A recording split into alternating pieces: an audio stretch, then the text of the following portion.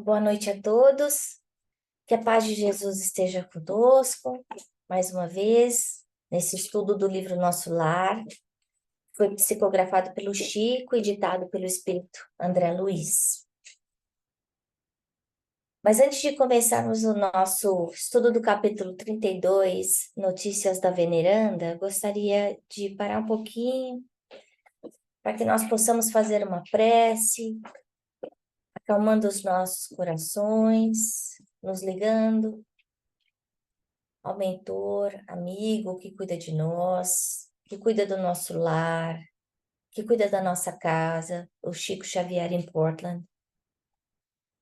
Pedindo a esses benfeitores espirituais que nos deem força, coragem, fé, para que nós consigamos sempre trabalhar no nosso desenvolvimento e progresso espiritual. Enquanto aqui encarnados, esses poucos dias que passamos no planeta Terra, que nós não percamos a diretriz maior de nós como espíritos eternos, que viemos aqui de passagem. Mestre amado Jesus, abençoa esse estudo, seus colaboradores, encarnados e desencarnados. Fica conosco, graças a Deus. Antes de darmos início, eu queria só lembrar a todos que as atividades do Chico Xavier aqui em Portland, Oregon, mudaram, que agora a gente tem as nossas atividades nas segundas e nas quintas. Na quinta-feira é quando a gente tem a nossa palestra pública e o estudo de Kardec. Então, se inicia às 7 horas da noite o estudo de Kardec, onde a gente faz o estudo do Livro dos Espíritos e o Evangelho. A gente tem um break pequenininho, depois a gente tem uma palestra, tem o passe.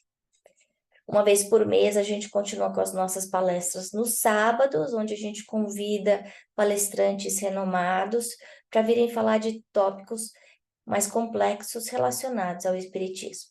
E 2 vezes por mês nós temos a nossa evangelização infantil. Outro aviso que eu queria dar a todos é que em poucos dias nós teremos o nosso simpósio espírita aqui em Portland. Então estão todos convidados, o evento será no sábado, durante o dia inteiro, iniciando às 9h30 da manhã, indo até às 6 horas da tarde. O simpósio é todo em inglês e o tópico desse ano, é um simpósio nacional, o tópico desse ano é o caminho da espiritualidade para ajudar no equilíbrio mental. Reforça a data. A data é no dia 30 de setembro, sábado. Então, iniciando o nosso estudo dessa noite, capítulo 32, a gente já está aí caminhando para o final desse livro. E para uma pessoa que está um pouco desatenta, desapercebida, pode ler esse capítulo rapidamente, sem entender a profundidade dos ensinamentos que estão contidos aí. Isso aconteceu comigo, a primeira vez que eu li esse capítulo, antes de começar a preparar aí a aula de hoje. A primeira coisa que me chamou a atenção foi a transformação do André Luiz. A gente está lembrando que esse é o primeiro dia de trabalho do André Luiz, de André Luiz na colônia do Nosso Lar. E André Luiz tem poucas semanas nessa colônia. A colônia de Nosso Lar, que é uma colônia não de espíritos evoluídos, mas sim espíritos como nós, ainda na sua trajetória evoluída.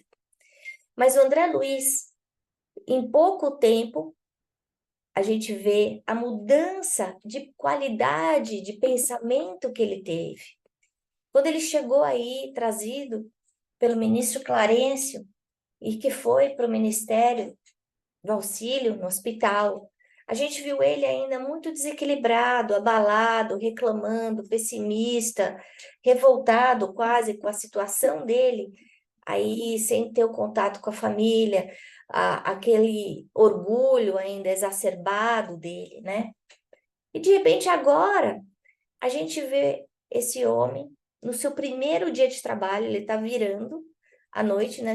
Está fazendo 24 horas de trabalho, uma coisa que provavelmente a gente imagina que ele tenha feito antes, já que ele era um médico na Terra, né? E aí a gente percebe a dedicação, o amor desses médicos da Terra.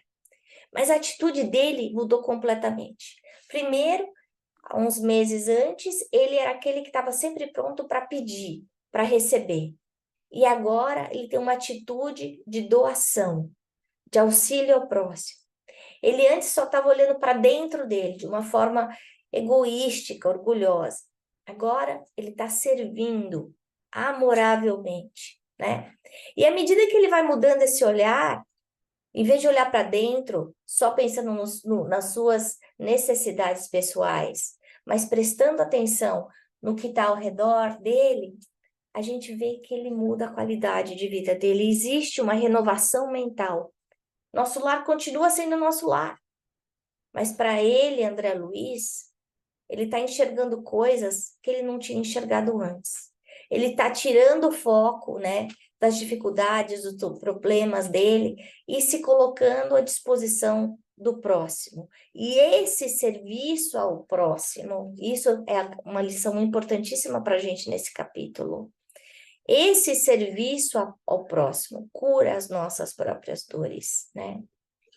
A gente sabe que é dando que se recebe, que esse trabalho de amor útil, bom, serve aí como bônus hora, que sem esse trabalho, isso a gente viu em capítulos anteriores, a gente não tem o direito de pedir nada, né? Nós fomos criados para trabalhar, e qualquer trabalho que seja bom, que seja útil, que ajude o próximo, que traga beleza, é um trabalho valoroso, bom. Bom, então ele está andando aí ainda no Ministério da Regeneração, que a gente já viu que é um dos 6 ministérios do nosso lar, extremamente extenso. A gente vê que nosso lar é uma colônia enorme, com mais de 1 milhão de pessoas, isso há muitos anos atrás, há décadas atrás, né? Então a gente imagina que essa população talvez até tenha aumentado. E apesar do Ministério da Regeneração fazer limite com o umbral inferior, com aquela zona de dor, de sofrimento, de culpa, de pesadelo mesmo, de onde o André Luiz veio, essa extensão é tão grande que consegue, tem partes mais duras, mais pesadas, como a parte hospitalar em que André Luiz estava trabalhando, como agora a gente vai ver que tem partes maravilhosas, parques lindos, que foram desenhados pela veneranda. E por que será que André Luiz está dando tanto detalhe para a gente, né? Foi uma pergunta que eu me fiz. Por que essa preocupação de contar para a gente todos os detalhes que ele está vendo? Ele está fascinado com a beleza, com a luminosidade do parque. Então, ele não só está observando, ele está contemplando. É a presença de Deus lá dentro, né? E aí eu fiquei pensando, quantos de nós passamos aí por florestas, por lagos, por rios, por praias, e a gente passa sem se dar a atenção da beleza que aquilo é. Tudo da natureza é criação de Deus. Se é criação de Deus e Deus é amor, a natureza é sinônimo de amor. Esse amor materializado, esse pensamento, essa vontade de Deus materializada, que vai nutrir o nosso corpo com energias positivas, com saúde, né? E aí a gente vê que nessa região do ministério, que não existe só os caminhos do umbral, né? Existe uma preocupação muito grande em relação a cuidar da natureza, trazer a natureza para o dia a dia das pessoas, Essa natureza também é utilizada para a parte alimentícia, para os sucos que são feitos para alimentar as pessoas do nosso lar. Essa natureza é utilizada como educandário, como escola. Então, trazendo a natureza para mais dentro da gente, para perto da gente. E a gente percebe que muitas das cidades, que são as cidades mais bonitas do planeta, elas tiveram essa preocupação de beleza, de arquitetura, de planejamento, em que a natureza convive de uma forma harmônica com os seres humanos, né? E a ministra veneranda, ela, a gente vai falar um pouquinho dela mais adiante, mas a gente vê a preocupação que ela teve de criar esses salões verdes, e a Narcisa, que está acompanhando, André Luiz, conta que ela criou esses salões verdes para o serviço de educação. Entre as grandes fileiras das árvores, há recintos de maravilhosos contornos para as conferências dos ministros da regeneração, outros para ministros visitantes e estudiosos em geral. Então, as pessoas vão lá aproveitar a natureza e aprender e servir. E seria provavelmente muito mais fácil se botassem um concreto em tudo, né? Asfalto, como a gente vê as cidades de pedra, porque esse tipo de natureza requer uma manutenção muito grande.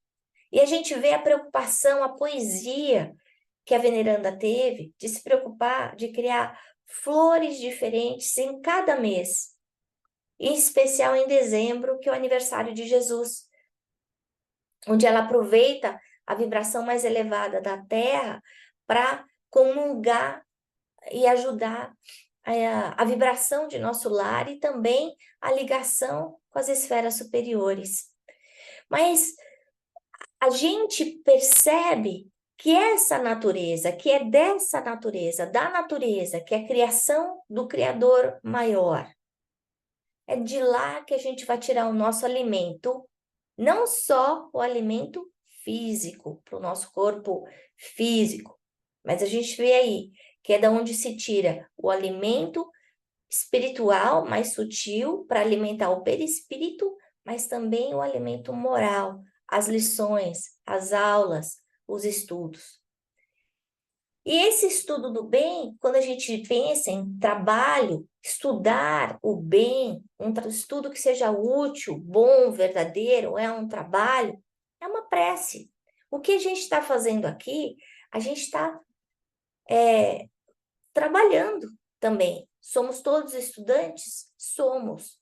Mas quando a gente está estudando uma coisa que é boa, que é bela, que é útil, a gente está fazendo um trabalho também, está servindo.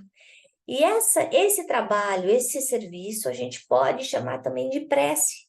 É uma comunhão entre nós e Deus. E se Deus está dentro da natureza, a gente aumenta essa ligação com Deus, usando a atmosfera das plantas para aumentar a ligação. E a gente vê em muitos livros de André Luiz que nos momentos em que os espíritos passam, né, desencarnam, que estão adoentados ou passando por tratamentos difíceis aqui na Terra, enfermos, eles são levados a pontos de natureza, praias ou campos, durante a noite, durante o sono, para que eles possam se refazer.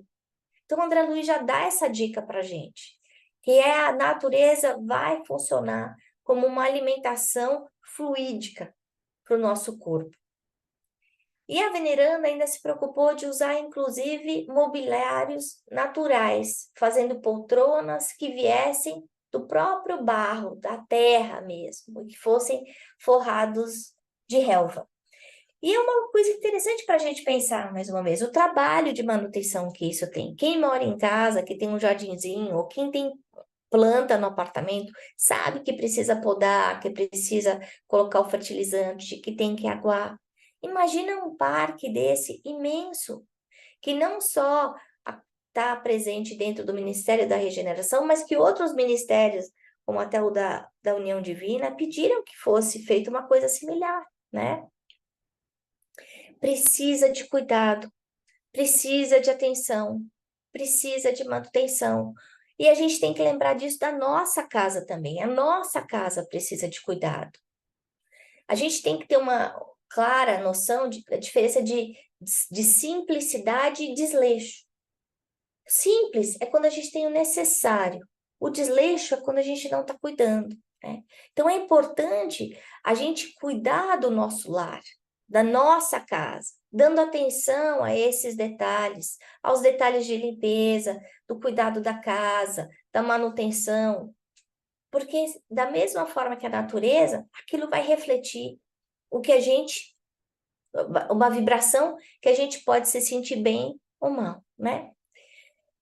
E dentro dessa ligação mental, ela se inspira nas cenas gregas, porque ela sabe que o governador de nosso lar, ele adorava essas paisagens gregas. Então, a gente até imagina que ele deva ter feito parte aí, há milênios atrás, da Grécia Antiga mesmo, né?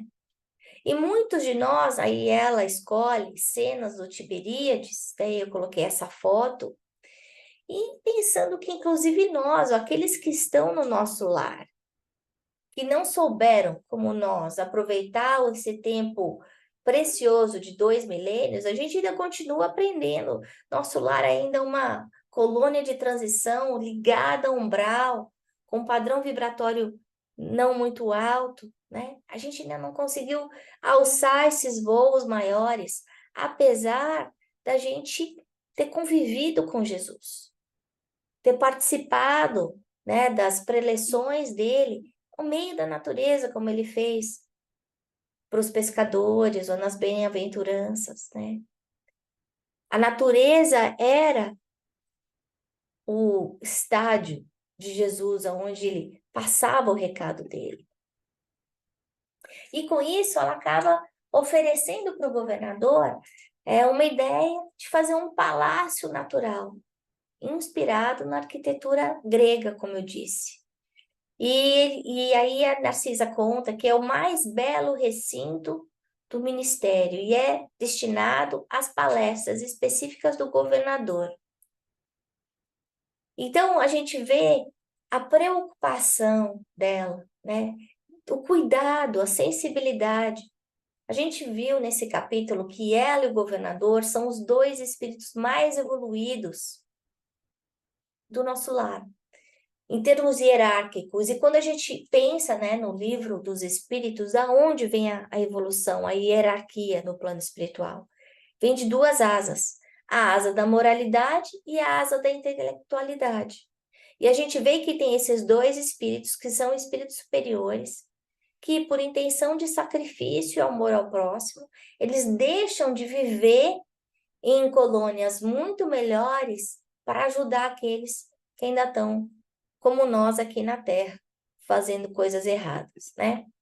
E André Luiz, dentro da sua descrição, a gente não sabe nada do governador.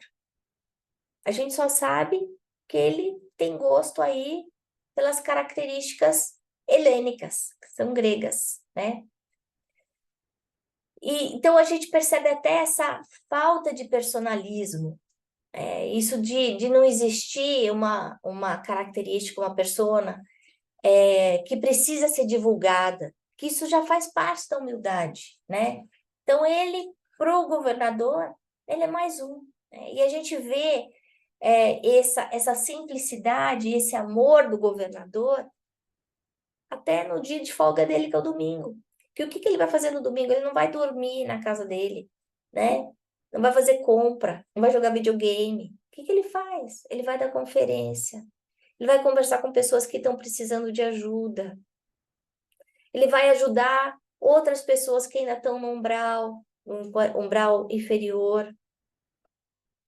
Ele conversa com outros ministros, ou da regeneração, ou trabalhadores, para auxiliar, né? Ele vai ajudar as pessoas doentes. Ele valoriza a arte, a música, os jovens envolvidos nisso. E eu fiquei pensando, né? Nesse outro aspecto do cuidado de André Luiz de passar isso para a gente. Que a gente já sabe que uma música bonita, uma música clássica, tem o poder de mudar a vibração da água. Isso já foi feito aí, experiências aqui na tela que mostram isso, né? A molécula da água se alterando pela qualidade da música, pela qualidade das palavras, né? E aí a gente vê o domingo do governador continuando um trabalho, talvez não um trabalho como o da governadoria, e sim um trabalho com uma pessoa comum, fazendo para o outro aquilo que ele gostaria que fizesse para nós, né? Então, de novo, esse dar-se, porque para o governador, com certeza, o tesouro mais importante dele é o tempo, né? Como para qualquer espírito, ou mesmo para nós encarnados. Porque o tempo não volta, o nosso desleixo nas nossas escolhas vão ter consequências, né? Então, o governador não está fazendo isso, pensa, não, eu vou fazer isso, eu vou ganhar bônus hora. Não, ele está fazendo isso por amor ao próximo, por desejo de fazer o bem. E esse palácio ficou tão famoso que virou atração turística, né? E esse palácio acomoda até 30 mil pessoas. Para a gente ter ideia o que significa isso, aqui em São Paulo, se a gente for pensar no estádio do Pacaembu, do jeito que era antes, agora está sendo reformado para ser utilizado para outras coisas, cabia 37 mil pessoas num jogo. O estádio do Palmeiras cabe 43 mil. Então a gente vê o tamanho dos eventos que a gente está falando, né? O tamanho dos eventos que são feitos nesse parque, não é um parque pequeno. Quando a veneranda planejou, ela planejou de uma forma a criar um ambiente que caracterizasse a Grécia Antiga e que pudesse envolver todas as pessoas de nosso lar. E aí, falando um pouquinho da ministra veneranda, né? Narcisa continua falando que grande número de benefícios desse ministério foram por ela criados para atender os mais infelizes. A sua tradição de trabalho em nosso lar é considerada pela governadoria como uma das mais dignas. Gente, se serviço ao bem é a moeda do plano espiritual, a gente viu nesse capítulo que ela é milionária, né? A gente vê que a dedicação dela mudou a qualidade de vida do nosso lar. Ela está aí no governo, no ministério, com a pessoa mais antiga. E dentro, apesar de ela estar no Ministério da Regeneração e dentro de cada ministério existirem aí 12 ministros, a gente vê que pela senioridade dela, que as pessoas, os outros ministros, inclusive o governador de nosso lar, vem pedir opinião para ela. E a gente percebe uma pessoa humilde que não quer nem valorizar as suas conquistas, que não fala que encontrou Jesus. E aí eu fiquei pensando, nossa, encontra Jesus, que será que eles falaram? Será que eles conversaram? Como será que foi esse encontro? E as esferas celestes? Como será que é isso, né? Onde vive Jesus? E a gente aqui, por tão pouco, né? Vai comer um restaurante, já tira a foto do prato para botar no Instagram. Pois essa mulher encontra Jesus e não fala para ninguém. Não quer falar nada, não quer contar suas conquistas, os seus méritos. Então, um exemplo de humildade, do que é que da forma como os espíritos superiores fazem. E até pensando, né? Isso dela não querer humilhar os outros que estão no nosso lar, porque os outros que estão no nosso lar estão ainda ruinzinhos como nós. Então, imagina ela contando todas essas belezas que ela viu nas esferas celestes e eu ouvindo, ou outras pessoas ouvindo e pensando, puxa, eu também gostaria de ver esse lugar. Eu também gostaria de passear, conhecer Jesus. A gente provavelmente se sentiria mal, né? Então, ela tem esse cuidado mesmo de proteger as pessoas que convivem com ela, em compreendendo que ela hoje tem acesso a coisas diferentes que os outros não têm, né? Ela vive em áreas superiores ao nosso lar. Então, ela trabalha em nosso lar, mas ela é um espírito muito mais evoluído, pois se ela já encontrou até Jesus, né? A gente vê esse sacrifício pessoal também como característica de espíritos evoluídos. O espírito evoluído, ele não está pensando na sua própria evolução, ele está pensando na evolução do outro. Ele despersonificou, né? A gente viu aí que ela é a entidade com maior horas de serviço, com mais de 1 milhão de horas trabalhadas ininterruptamente. E a gente reclama de tudo, né? Que está cansado, inventa desculpa para não trabalhar, para faltar no trabalho, para faltar no trabalho espírita. E a gente vê, né, o que é que um espírito de maior superioridade moral faz. E em nosso lar, ela já está há 200 anos, mas ela trabalha há mais de 1000 anos, para ajudar familiares, pessoas queridas que ainda estão na Terra. E aí a gente vê mais uma vez o nosso livre-arbítrio. A gente vê as escolhas da ministra veneranda e as escolhas das pessoas que conviveram com ela, como foram diferentes e os resultados também. Porque ela está aí como uma vencedora, alguém que faz parte do círculo de Jesus, um espírito superior, capaz de criar lugares tão maravilhosos como esse parque todo, enquanto essas pessoas que conviveram com ela continuam amarradas aqui na Terra, né? Com o pé de chumbo, como nós. Ela já aprendeu que para merecer ajuda, ela precisa dar amor. Ela precisa fazer. E é uma coisa que muitas vezes a gente esquece, a gente está muito mais preparado para receber do que para dar, né? Aí André Luiz pergunta, e quando eu posso conhecê-la? E aí a Narcisa fala, amanhã tardinha, depois das preces, a ministra virá ao salão a fim de esclarecer alguns aprendizes sobre o pensamento. Pensamento, que é um assunto que a gente fala tanto, que em todos os capítulos de André Luiz a gente sempre pode voltar à qualidade do pensamento, como a do vampiro, como o caso do senhor, que os filhos estavam na briga da herança. Por quê? Porque o pensamento é importante não só para nós, encarnados, mas principalmente para o desencarnado. Porque o pensamento imediatamente emanta, molda seu corpo perispirítico. Ele atrai pelos seus pensamentos o que é bom, o que é ruim. A sintonia mental é imediata.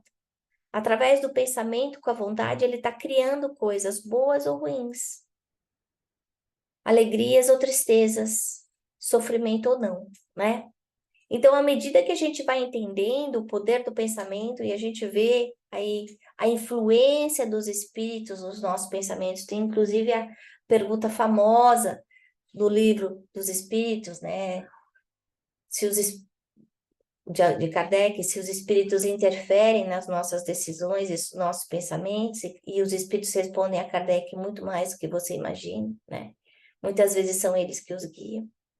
Então, a gente percebe que a nossa vigilância, para que exista uma sintonia mental alta, positiva, isso vai ajudar a gente em tudo. Mas o que acontece? Que no dia a dia, é muito mais fácil a gente pensar o ruim, é muito mais fácil a gente pensar o que a gente não quer, é muito mais fácil a gente reclamar. Isso por causa do nosso grau evolutivo, mas também por causa da qualidade vibratória da Terra, que ainda é uma qualidade muito baixa, né? No plano espiritual, aí no nosso lar, a gente vê claramente a qualidade do pensamento, o impacto que tem, porque se atravessa um muro, você chega num umbral inferior, onde as pessoas estão desesperadas, onde não existe luz. Simplesmente porque elas criaram, através do pensamento delas, aquele ambiente. E elas estão presas naquele ambiente por causa do pensamento delas, né? E aí a gente vê que elas não estão presas lá para sempre. Elas podem sair a qualquer instante. Mas para isso é necessário uma mudança, uma reavaliação de valores, né? Que eu acho que é uma lição fundamental para a gente nesse capítulo. Que é lembrar que o trabalho, a nossa responsabilidade é criar coisas úteis, boas e belas. Que se a gente perceber que a gente está fazendo uma coisa que não é útil, que está falando uma coisa que não é boa, está criando uma coisa que é feia, estamos indo na contramão, né? A outra coisa é perceber que os espíritos superiores, eles são desapegados de si próprios. São humildes, eles não têm necessidade de colocar no billboard todas as coisas maravilhosas que eles já conquistaram.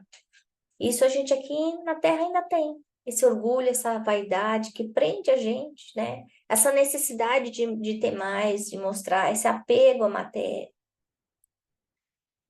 Essa revisão de valores que André Luiz passou, de parar de querer receber e dar. Dar sem ficar curioso, sem ficar perguntando, dá pelo prazer de servir, de ajudar o próximo.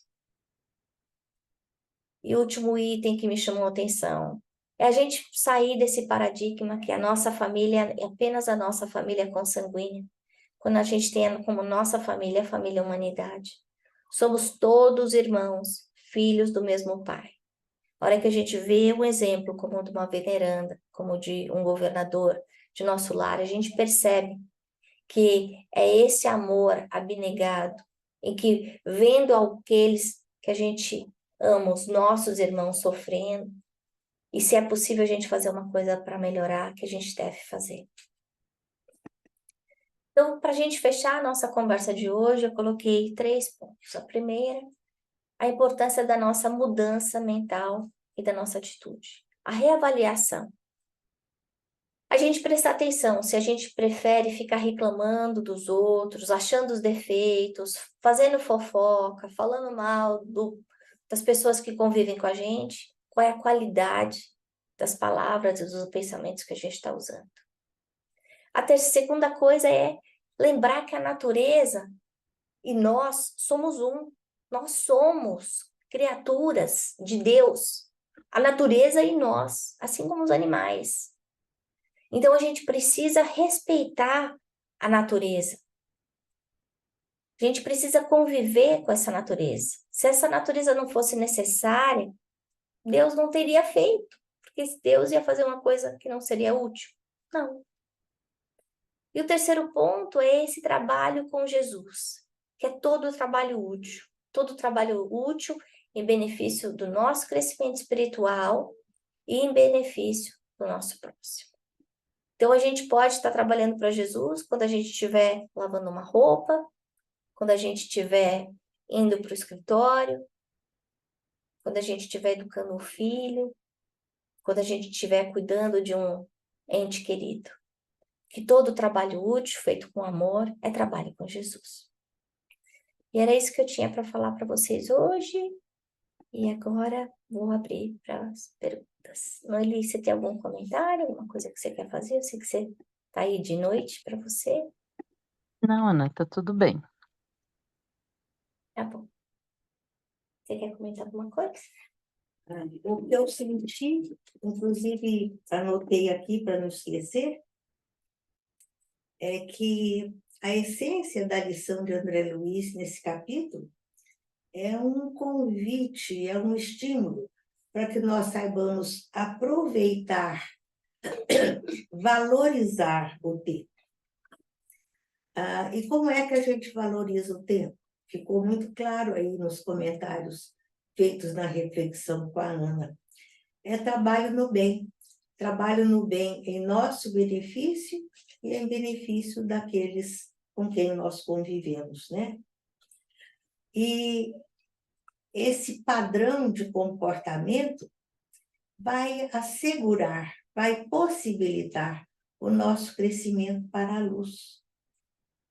A luz aí, no caso, simbolizando a nossa união com Deus, com o nosso Criador, né?